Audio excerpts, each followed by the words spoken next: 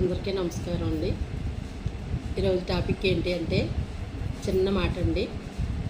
కొంతమంది ఉంటారండి, ఇద్దరు వ్యక్తులు ఇష్టంగా బాగా స్నేహంగా ఉండి ఒకరికొకళ్ళు ఇచ్చిపుచ్చుకోవటాలు పెట్టుకోవటాలు ఏమన్నా ఉంటే ఒకళ్ళొకళ్ళు అందిపుచ్చుకోవటాలు చేసుకుంటూ ఉంటారు. మధ్యలోకి ఇంకొకళ్ళు ఎంటర్ అయిపోతూ ఉంటారండి. ఎంటర్ అయిపోయి వాళ్ళని ఏ రకంగా పుల్ల పెట్టేసి వదిలించేద్దామా, మనం దగ్గర అయిపోదామా అన్నట్టు చూస్తూ ఉంటారు.